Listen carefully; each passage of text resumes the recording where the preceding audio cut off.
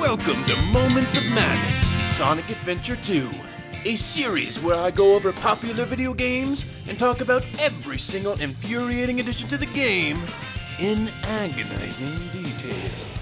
With that being said, let's get started with Sonic Adventure 2 Battle.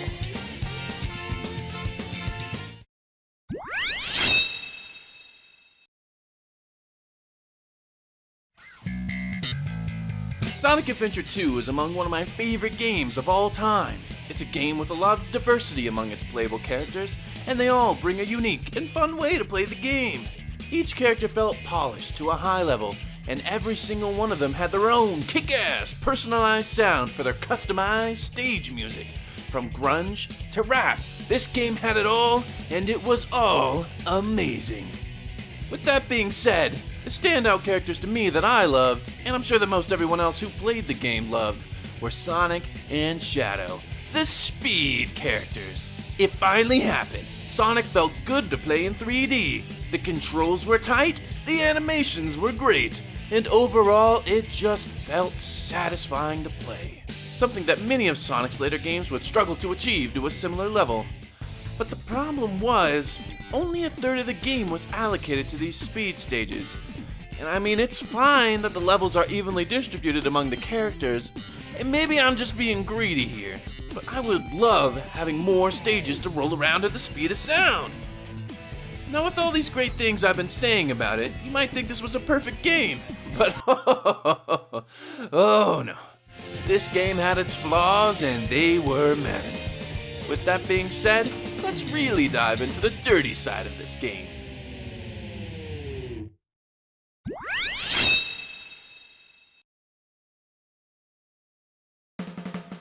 Let's start with the action button. Now, I played this game on the GameCube, so I can't speak to the Dreamcast side of this, but every single action that wasn't running or jumping in this game was assigned to a single button. That poor B button. It had so many jobs, and many of those jobs had conflicting interests. For instance, light dashing and bouncing. Now, light dashing will make you zoom across a line of rings, which works well and is crazy fun until you get the bounce bracelet. Now, if you don't know what the bounce bracelet does, then I'm about to blow your mind. It makes you bounce. Crazy, right? Now, I bet most of you in the audience can see why these two sharing an action button would be a problem. Let's say, for instance, you were trying to light dash across a line of rings in the air. Normally, this would be fine, but now that you've got your bounce bracelet, half the time you just end up bouncing your way into oblivion instead. This problem is made so much worse, if you can believe it, if you have the magnet shield. It will literally steal away the line of rings as you need them that you were supposed to be light dashing on, leading you again to the cold pits of your demise with only your slow burning rage to keep you warm. And it's not like they didn't have more buttons they could use. I mean, most of the buttons on the controller go unused throughout the whole game. And that's not the only issue the action button has. Its other issue ties in perfectly to another maddening issue in the game. That being that a big chunk of this game's upgrades are completely and totally useless. For example, the treasure hunters. Each receives a, admittedly cool looking, but entirely useless, treasure lens. This, like everything else that isn't running or jumping, is assigned to the B button. Only problem being that the B button for treasure hunters is assigned to attacking, as it should be, and not to the treasure lens. So how do you get to it then, you ask? Easy. Just cycle through a slow, one-way command list up at the top right of the screen while standing completely still. What a great idea! This normally takes about 5 seconds to do if you don't accidentally scroll past the upgrade you wanted, because then you have to start the whole charade all over again. Talk about a waste of time for a game centered around going fast. Now, we haven't even talked about just how useless the treasure lenses are. After making you wade through that aggressively aggravating list, you now have different colored vision that allows you to see hidden item bubbles, normally containing rings or extra lives. Alright, that's not too bad. You might say! Ha ha ha ha, you fool! This treasure vision goes away as soon as you jump for some ungodly reason, because keeping your sunglasses on while you jump is apparently just too hard. and the treasure hunters do the most jumping in the whole game. And the biggest slap in the face is that you can't even pick up what you saw with the vision unless you have the vision active. Meaning that if you went to go jump to get the item, you would have to cycle through that whole freaking list all over again. Like, holy crap, man, who came up with this idea? It is so unbearably inefficient. But believe it or not, that's actually not even the worst of the upgrades. It's not even the second worst. Second place belongs to the Magic Glove, proud winner of the most pointless upgrade in the whole game award. So after again cycling through your action menu, you can use Sonic's Magic Glove, an item so profoundly useless it actually makes the game harder. The Magic Glove will shrink down and kill an enemy, giving you the option to throw its miniature body at something and miss, because throwing in this game is just that awful. That was the intent anyway. But the reality of the situation was that the Magic Glove was next to impossible to use and 100% impractical. Remember, you can't move while cycling through the action list, and you have to be close to the enemy to actually use the Magic Glove. See how that could be a problem? Not to mention, if they do hit you, not only do you lose all of your rings, you lose all the progress on cycling through that slow-ass list. All of this for what? Killing a single enemy? Something that is just as easily and more safely done by a single homing attack? Ha! Hard to believe there's an upgrade even worse than this, huh? The worst upgrade in the whole game. An upgrade that is more likely to get you killed than to do what it's designed to do. I'm talking about the Ancient Light. Again, in theory, this item sounds fantastic. Charge up a super attack that instantly kills all the enemies near you? Hell yeah! But you'll find after charging up your spin dash for a while, now you're stuck moving at a snail's pace through the whole level. Meaning you can't just take that charge with you through the whole level, but rather do it right when you need it. Okay, that's not that big of a deal. So why is it the worst upgrade in the game then? Well, that's easy. If you're lucky, whenever you use this upgrade, it will get you killed right away by destroying all the enemies and immediately throwing you off the stage. If you're unlucky though, you'll be stuck in a near-endless loop of death, circling around your enemy until you inevitably quit out of sheer rage or end up dying a sad and depressing death after you drop off the stage anyway.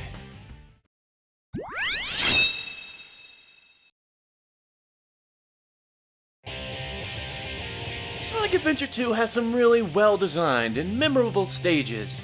City Escape, Wild Canyon, Weapons Bed, Metal Harbor. I could go on and on.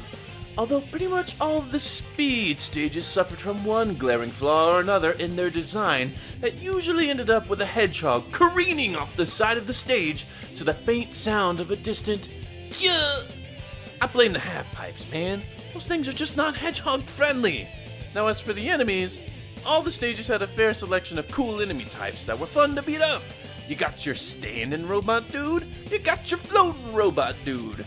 You've got his special cousin who wears a spring for a hat, and you've got their friend who's totally not going through his edgy phase, Mom! Jeez! But all the fun stops whenever the asshole kid on the block comes out to play. Mr. Blue Jelly Monster only loves the taste of hedgehog tears and won't be satisfied with anything else. I seriously think I've lost more rings to this turd muncher than all the other enemies in the game combined. Even trying to skip past Mr. Blueberry Jam here is close to impossible with his damn wacky inflatable floating arms.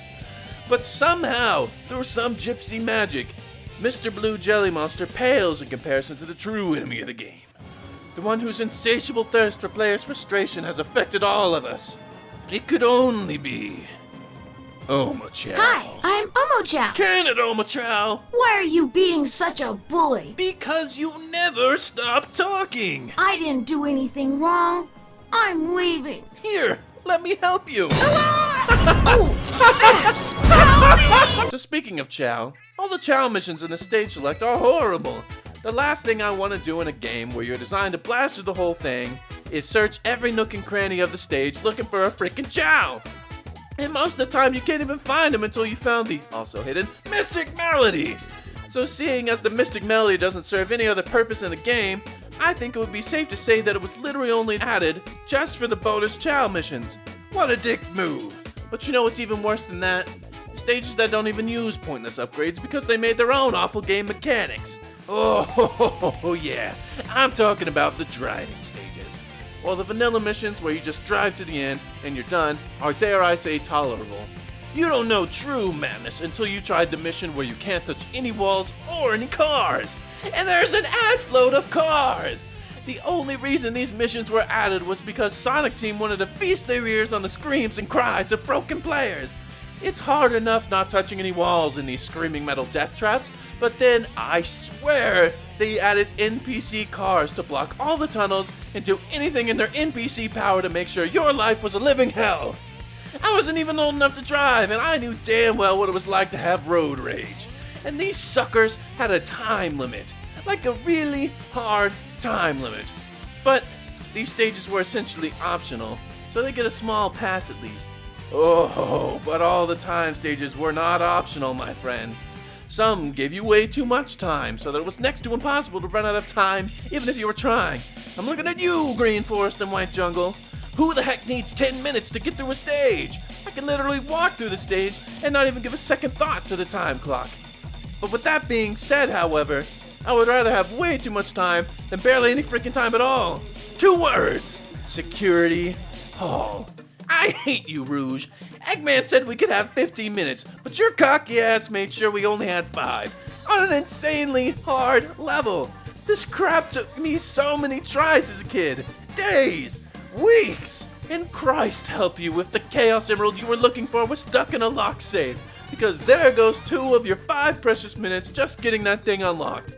I honestly don't even know what they were thinking. And it's a shame, because I don't even think this stage would be that horrible if not for the absolute madness of the time limit. It's actually a fun design, and it has great music, but 5 minutes? Your ass must be crazy!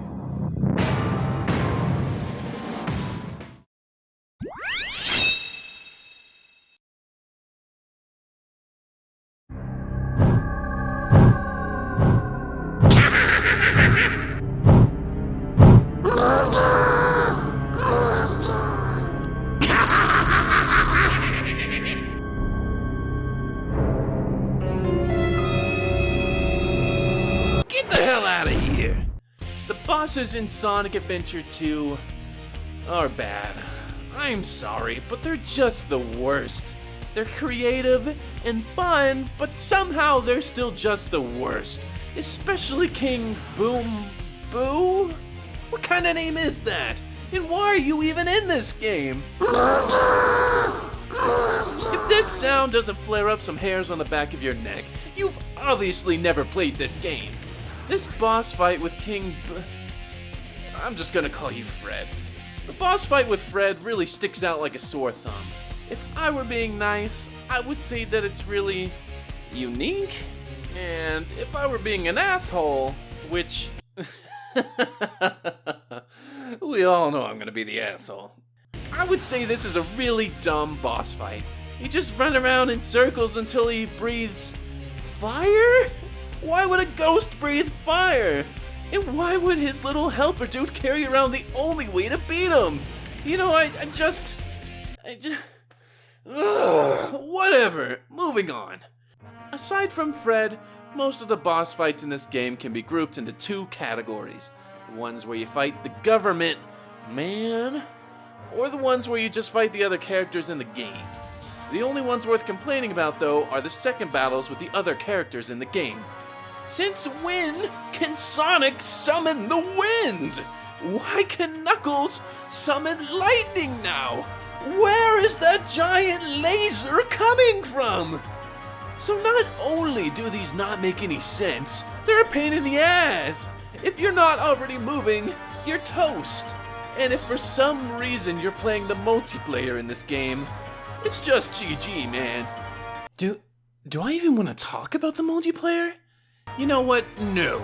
It's complete unbalanced trash, and you should never play it if you still want to be friends with the person you're sitting next to afterwards.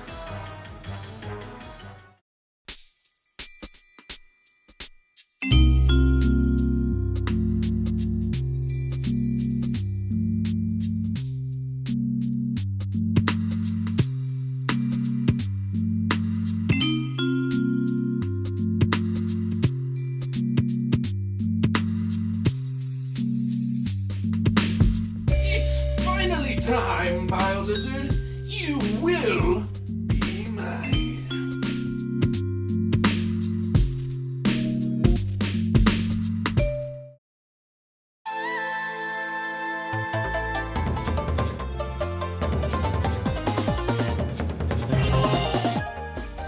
this one boss in this game that I really like and hate at the same time. He's really challenging, and honestly, he scared the crap out of me as a kid. Oh, BioLizard-kun, you don't have to be so mean. Just something about the creepy and awesome song he always plays in the background all the time. And his blood-churning screams just make my heart go all aflutter. He was always so tough to be around, but I knew deep down inside that bad lizard persona was just a front he would put on for others to keep them away, to keep them from seeing the true him. But I knew the real BioLizard-kun.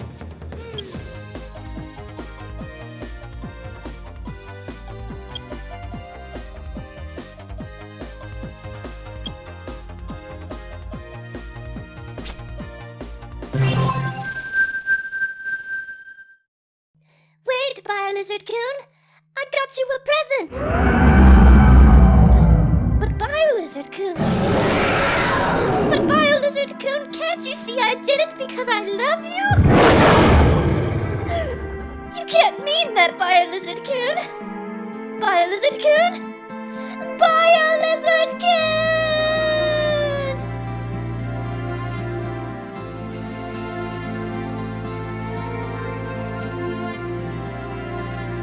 Wait, that can't be the end.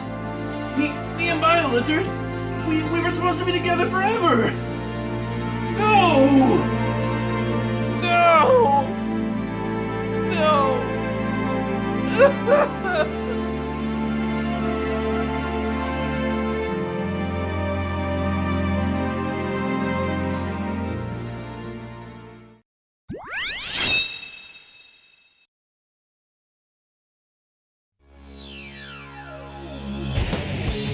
Sonic Adventure 2 is a game that is loaded with fun and heart. It's a game that will live on forever in the hearts of my generation as one of the best 3D Sonic games ever made, despite all the problems it had. When a game like this is made with this much love and care, it's so much easier to look past all of the small mistakes. Mistakes that would more than likely cripple a game coming out now in the modern AAA video game landscape. So yeah, I'll miss my Light Dash. And I'll listen to all the stupid crap Omochao has to say. Woohoo! Nobody asked you, Omochao! And I'll do it with a smile on my face, because this game went through the effort to deserve it. With that being said, I'm Lighthouse, shining out.